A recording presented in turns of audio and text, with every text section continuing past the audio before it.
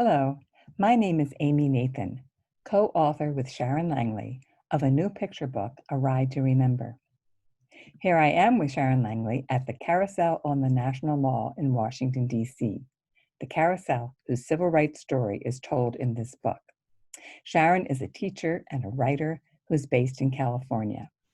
We both grew up in Baltimore, but didn't connect until 12 years ago when I first found out about the special carousel ride that Sharon took as a very little girl, and so began the process of joining with Sharon to create first a YA book on Baltimore civil rights history, Round and Round Together, and now this new picture book. Here we are with the picture book's other creator, illustrator Floyd Cooper. The three of us working together to create this book parallels the book's story of a whole community coming together to right a terrible wrong and set the stage for Sharon's ride becoming a powerful civil rights symbol.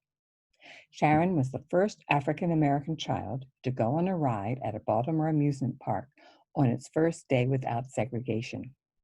It desegregated thanks to peaceful protests that brought hundreds of people to that park.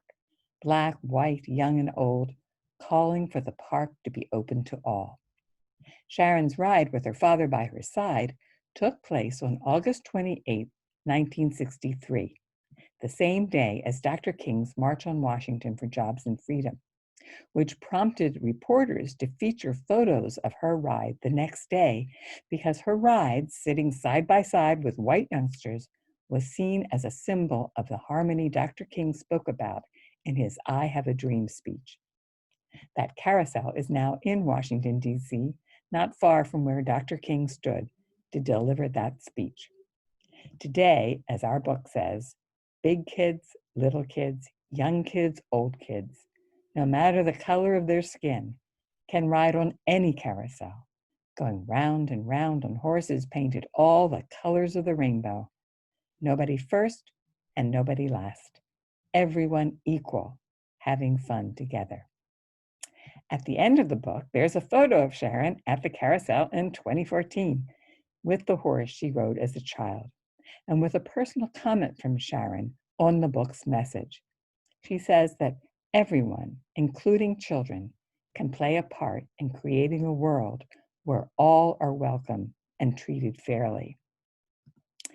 If I could change the world, here's what I'd change is one of several projects suggested in an activity and discussion guide, which can be found on the books page on my website.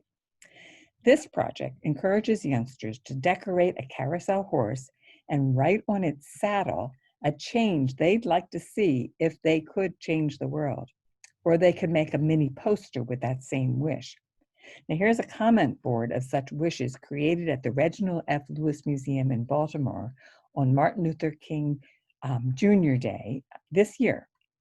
Now, teachers could do something similar in a classroom, whether it's a real classroom or a virtual one, posting everyone's hopes for a world where all are welcome.